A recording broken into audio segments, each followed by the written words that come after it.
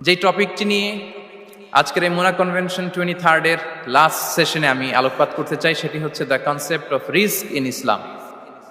Risk নিয়ে আমাদের অনেকের কিছু মিসকনসেপশন আছে।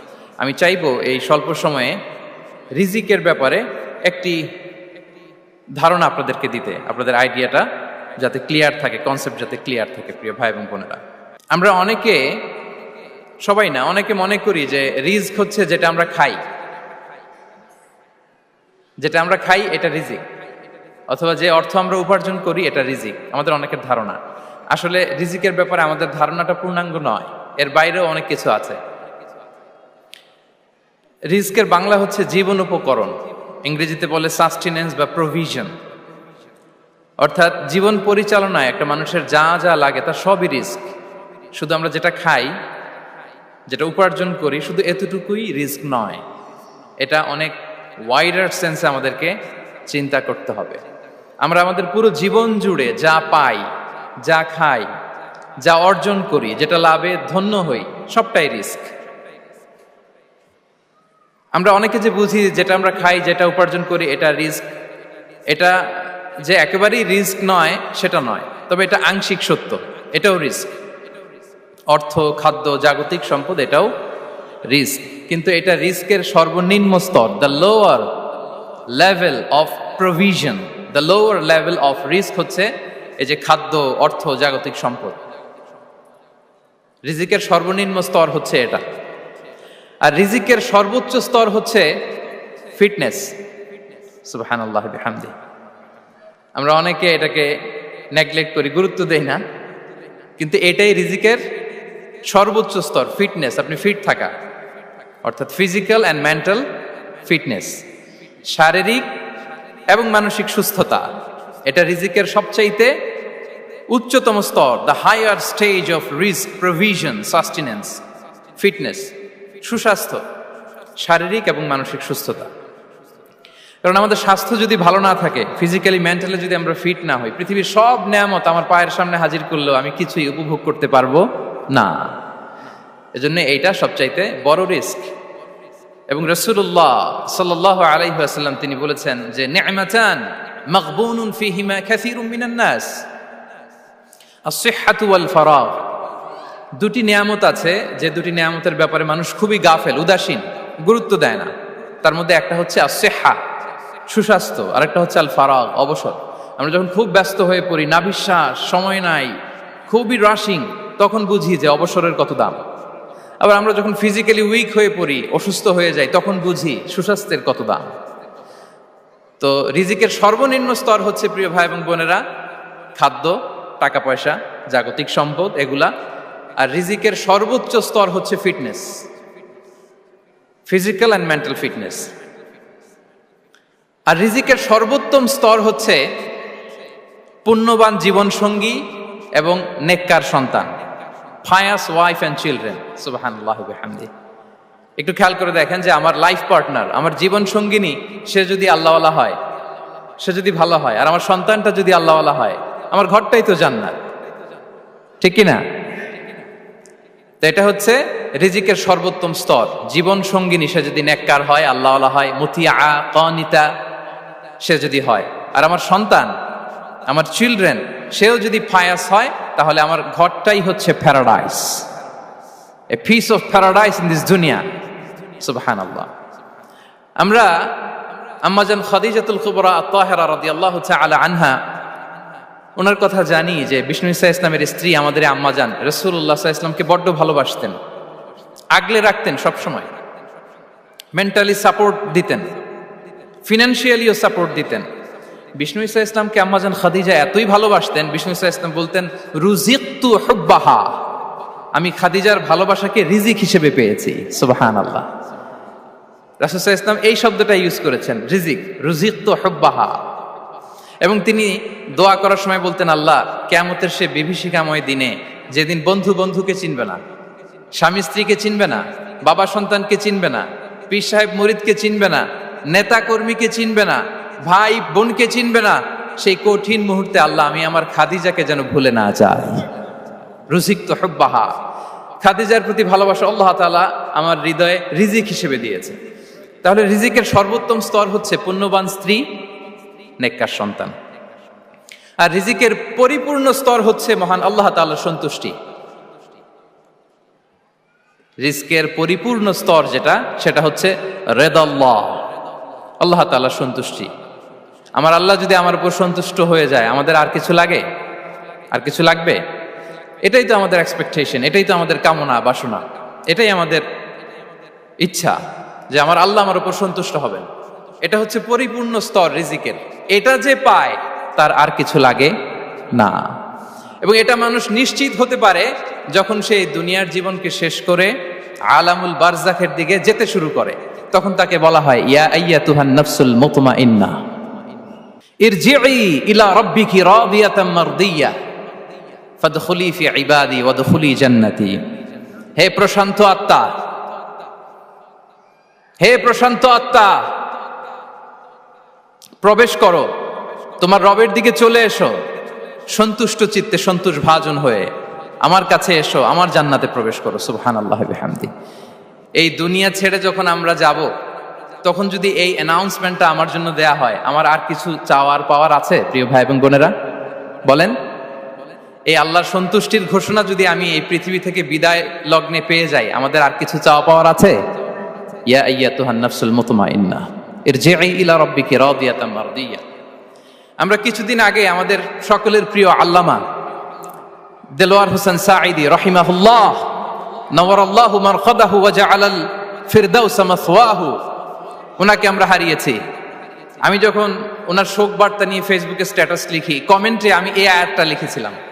আমি খুঁজে পাচ্ছি না যে আমি কি দিয়ে এটার উপমা দিব, কি দিয়ে ওনার বিদায়ের উপমা আমি জানাবো। আমি খুঁজে পাচ্ছিলাম না কোনো আয়াত। তখন এই আয়াতটা লিখে আমি উপমা দিয়েছি। আল্লাহু আকবার।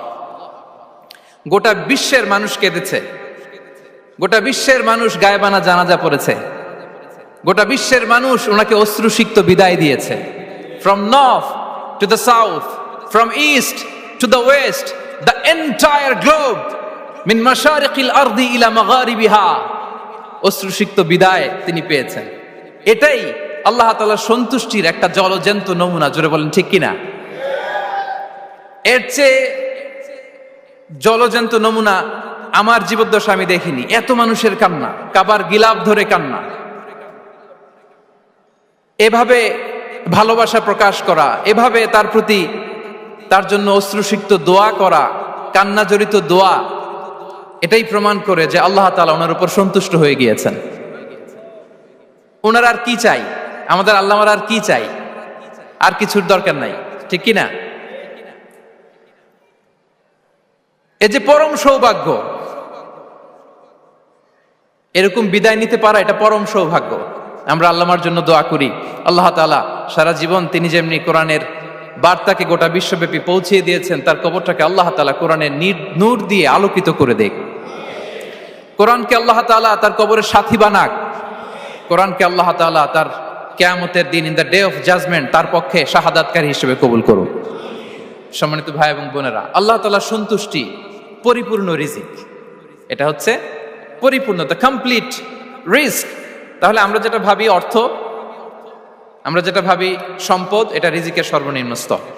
সর্বোচ্চ স্তর হচ্ছে fitness, physical and mental fitness. সর্বোত্তম স্তর হচ্ছে পুণ্যবান স্ত্রী, নেককার সন্তান। আর পরিপূর্ণ স্তর হচ্ছে আল্লাহ তাআলার সন্তুষ্টি। হাদিসে সবরকে বলা হয়েছে সবচেয়ে প্রশস্ত স্তর। আর সবর, পেশেন্স, ধৈর্য। রাসূলুল্লাহ সাল্লাল্লাহু আলাইহি ওয়াসাল্লাম বলেছেন, মা রুজিকা আবদুন খায়রান লাহু ওয়ালা আওসা মিনাস সবর। সবরের চেয়ে কোনো প্রশস্ত নেয়ামত, প্রশস্ত রিজিক আল্লাহ তাআলা কোনো বান্দাকে দেয়নি। ধৈর্য। আমাদের অনেকের ধৈর্য কম। আপনাদের কি অবস্থা? ধৈর্য আছে তো?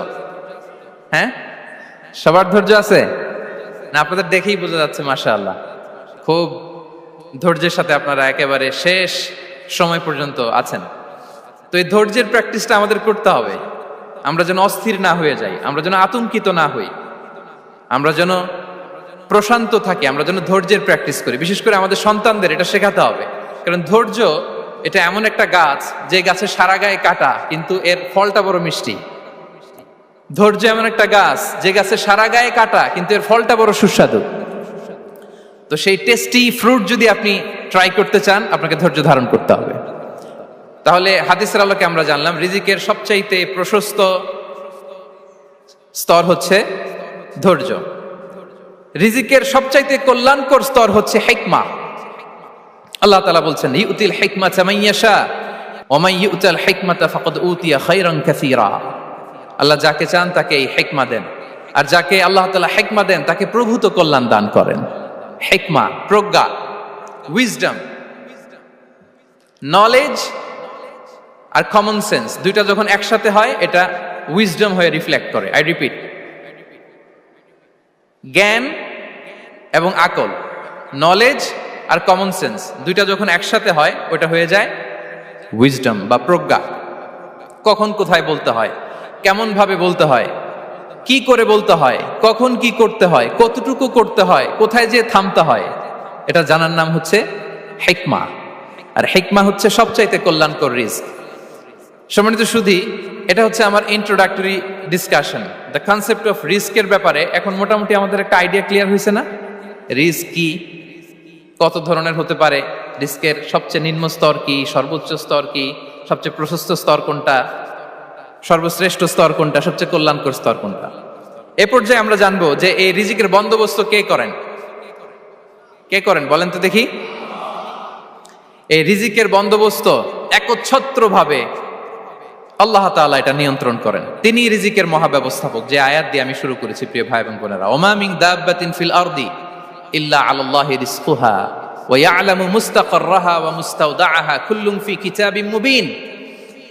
ভূপৃষ্ঠে বিচরণশীল যত প্রাণী আছে এই সবগুলো প্রাণীর রিজিকের ব্যবস্থাপনা আল্লাহ তাআলা নিজ কুদরতে করেন, এবং এই প্রত্যেকটা প্রাণীর স্থায়ী অস্থায়ী নিবাস সম্পর্কে, অবস্থান সম্পর্কে তিনি জানেন। এখানে যদিও ফিল আরদি বলা হয়েছে, বস্তুত জলে, স্থলে, বায়ুমণ্ডলে যত লিভিং ক্রিয়েচার আছে সব লিভিং ক্রিয়েচারের রিজিকের বন্দোবস্ত করেন কে? এজন্য তিনি হচ্ছেন রাজ্জাক। তিনি ওনার একটা নাম দিয়েছেন যে আমি হচ্ছি আর রাজ্জাক, ইন্নাল্লাহা হুয়ার রাজ্জাকু যুল কুওয়াতিল মাতিন। নিশ্চয় আল্লাহ তাআলা তিনি হচ্ছেন আর রাজ্জাক, তিনি রিজিকের ব্যবস্থাপক। যে কেউ রাজ্জাক হতে পারে না, চাইলে রাজ্জাক হওয়া যায় না। রাজ্জাক একজন, তিনি কে? আল্লাহ। রিজিকের রেসপন্সিবিলিটি আল্লাহ, রিজিক নিয়ে চিন্তা আল্লাহর। তো আল্লাহর চিন্তা আমি করলে হবে? বলেন, যেটার দায়িত্ব আল্লাহ, যে রেসপন্সিবিলিটি আল্লাহর, ওই রেসপন্সিবিলিটি আমি নিলে হবে? হবে না। তাহলে আল্লাহ তাআলা নিজেকে আর রাজ্জাক বলে কোরআনে আমাদের সামনে উপস্থাপন করেছেন। রাজ্জাকের তিনটা বৈশিষ্ট্য আছে, যেই সত্তার মধ্যে তিনটা বৈশিষ্ট্য খুঁজে পাওয়া যায় তিনি হচ্ছেন আর রাজ্জাক, দ্য প্রোভাইডার, দ্য সাস্টেইনার। আর রাজ্জাক কোন সেই তিন গুণ? এক নম্বর গুণ হচ্ছে নো ডেফিসিয়েন্সি, তার কোনো অভাব থাকবে না। হু continuously provide sustenance to his creatures, যে লাগাতার, নিয়মিত, প্রতিনিয়ত তার সৃষ্টিকে রিজিক দেন এবং গোটা বিশ্বকে রিজিক সরবরাহ করতে যে তার ধনভাণ্ডারের 1 ইঞ্চিও কমে না। সুবহানাল্লাহ বিহামদি। এই যে সাইয়েদনা আদম আলাইহিস সালাম থেকে শুরু করে আপ আনটিল নাও গোটা বিশ্বের সবগুলো মানুষকে, জিন জাতিকে, পক্ষীকুল, সাগরের অতল গহ্বরে দ্য ব্লু ওয়েল, নীল তিমিগুলোকে, বিশাল মাছগুলোকে, এই সব কিছুকে যে আল্লাহ তাআলা রিজিক সরবরাহ করছেন, আল্লাহর যে ধনভাণ্ডার একটু কমে আসার কথা না এতদিনে? কি বলেন? এত হাজার হাজার বছর রিজিক দেওয়ার পরও তার ধনভাণ্ডার কমে নাই না। আল্লাহ বলে তোমাদের যার যা লাগবে, যার যা চাহিদা, যার যেটা দরকার সবও যদি দিয়ে দেই, আমি আল্লাহর ধনভাণ্ডারের 1 ইঞ্চিও কমবে না। আর Razzak যুল কুওয়াতিল মাতিন, the provider, the sustainer.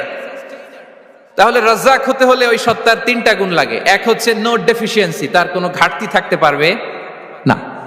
2 number quality হচ্ছে নেভার ফরগেটফুল, তিনি ভুলতে পারবেন না। Who never forget the needs of his creation, তার সৃষ্টির কোথায়, কার, কখন, কোনটা লাগে এটা ভুলে গেলে চলবে না। ধরেন তিনি নর্থ আমেরিকাতে, এখানে কানাডায় যারা আছে, আমেরিকাতে যারা আছে তাদেরকে রিজিক দিচ্ছে। ওদিকে সাউথ আমেরিকাতে, ব্রাজিলে, আর্জেন্টিনার জঙ্গলে কিছু জনগোষ্ঠী রয়ে গেছে, এদের কথা আল্লাহ ভুলে গেছে। তারা বেঁচে থাকতে পারবে? আফ্রিকার জঙ্গলে যারা আছে তাদেরকেও যে রিজিক দিতে হবে, যখন যেটা লাগে সরবরাহ করতে হবে, এটা যদি আল্লাহ ভুলে যায় তোরা বাঁচবে? বলেন। তাহলে যিনি আর রাজ্জাক তিনি হচ্ছেন নেভার ফরগেটফুল, কখনো তার সৃষ্টির কখন কি লাগে এটা কখনো তিনি ভুলতে পারবেন না। আল্লাহ তাআলা ভুলেন না, তিনি ভুলেন না, তিনি সব খেয়াল রাখেন। যখন যার যেটা যতটুকু দরকার তখন তাকে ততটুকু যিনি দেন তার নাম হচ্ছে রাজ্জাক। রাজ্জাক হতে গেলে যেই কোয়ালিটি লাগে তার 3 নম্বর কোয়ালিটি হচ্ছে কম্প্যাশনেট। কম্প্যাশনেট, দয়ালু, অনেক বেশি দয়ালু, এত বেশি দয়ালু যে তার বিরোধিতা করলেও তাকে রিজিক দেয়া থেকে তিনি বঞ্চিত করেন না। His disobedience affects the risk but not stop the risk. আপনি যদি আল্লাহর অবাধ্য হন আপনার রিজিকের বারাকা হয়তো কমে যাবে কিন্তু রিজিক বন্ধ হবে না।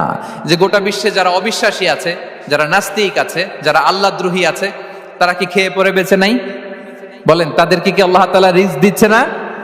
এই তো সুবহানাল্লাহ। কম্প্যাশনেট, এত দয়ালু, তার যারা বিরোধী, তাকে যারা গালি দেয়, তাকে যারা বিশ্বাস করে না, তাকে যারা সেজদা দেয় না, তিনি তাদেরকেও খাওয়ায়, তিনি তাদেরকেও সুস্থ রাখে, তিনি তাদেরকেও হাত খুলে দান করে। আল্লাহু আকবার। আর রাজ্জাক, ইন্নাল্লাহা হুয়া রাজ্জাকু যুল কুওয়াতিল মাতিন। তাহলে এই 3টা গুণ থাকতে হবে রাজ্জাক হতে হলে। No deficiency, never forgetful, compassionate. এবং আল্লাহ তাআলা বলছেন, আম্মান হাযাল্লাযী ইয়ারযুকুকুম ইন আমসাকা রিজকাহ বাল লাজ্জু ফি উতুমি ওয়া নুফুর। সূরাতুল মুলক আল্লাহ বলেছেন যে তিনি যদি রিজক বন্ধ করে দেয় তাহলে এই রিজক তোমাদেরকে কে দিবে? আছে কেউ দেয়ার? সূরা মুলকের শেষ আয়াতে আল্লাহ বলেছেন যে তোমরা যে সুমিষ্ট পানি খেয়ে বেঁচে আছো, এটা যদি একেবারে জমিনের অতল গহ্বরে আমি নিয়ে যাই, কে এনে দিবে তোমাদেরকে পানি? কে এনে দিবে সুমিষ্ট পানি?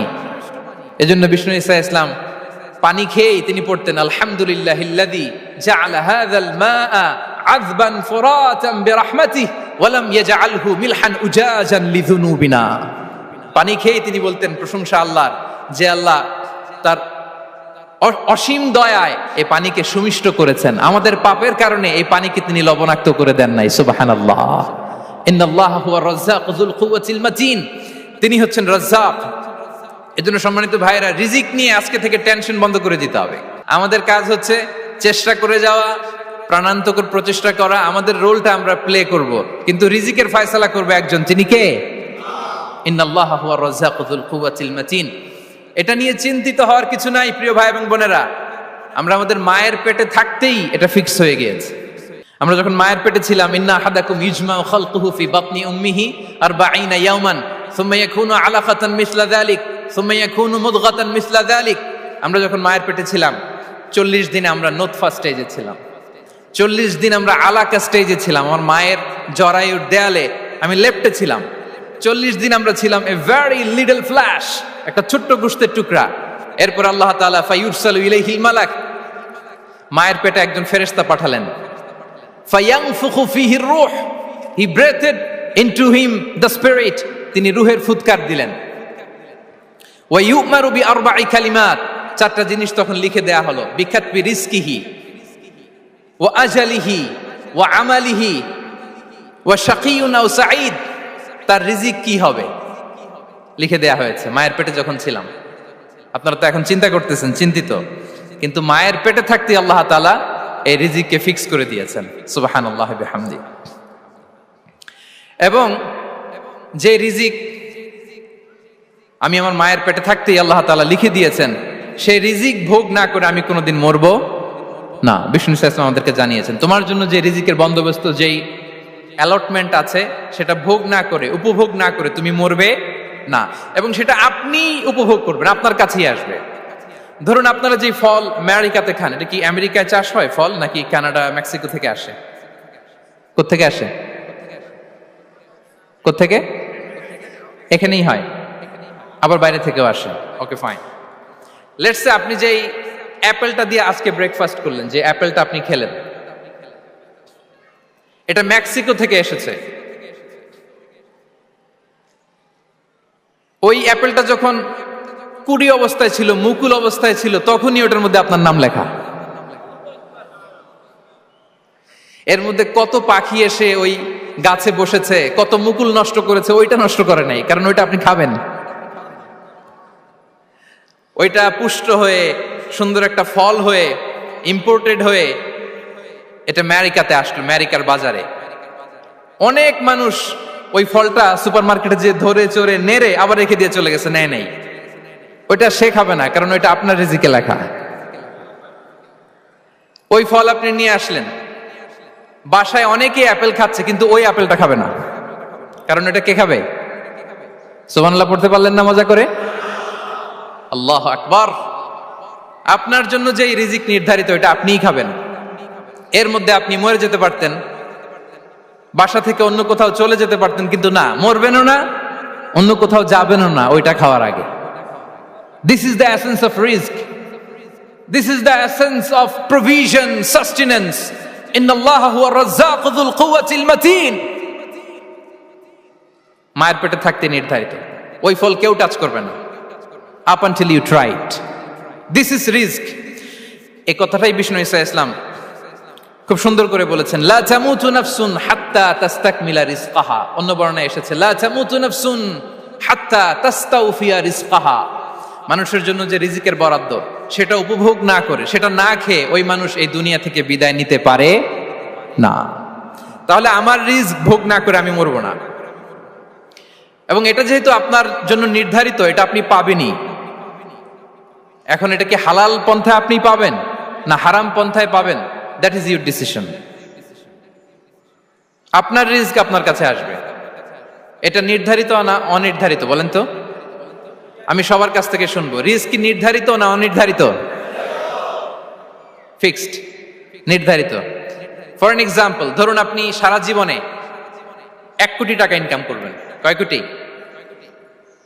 1 কোটি টাকা ইনকাম করবেন, এটা নির্ধারিত, আল্লাহ তাআলা ফিক্স করে ফেলেছেন, এটা আল্লাহর সিদ্ধান্ত। কিন্তু এই 1 কোটি হালাল পন্থায় আপনি উপার্জন করবেন না হারাম পন্থায়, এটা আপনার সিদ্ধান্ত। So now the decision is years. যদি আপনি পরিশ্রমী হন, যদি আপনি সৎ পথ অবলম্বন করেন, তাহলে ওই 1 কোটি আসবে আপনার কাছে, কিন্তু হালাল পন্থায়। আর যদি আপনি হালাল হারাম মিক্স করেন, টেবিলের উপর দিয়েও নেন, নিচ দিয়েও নেন, আসবে কিন্তু 1 কোটি। আসবে কয় কোটি? কথা বুঝে নাই বোধহয়। টেবিলের নিচ দিয়েও যদি নেন, সারা জীবনে আপনি পাবেন কত? 1 কোটি। So now the decision is years. সিদ্ধান্ত আপনার, হালাল পন্থায় উপার্জন করবেন না হারাম পন্থায়? বলেন, হালাল না হারাম?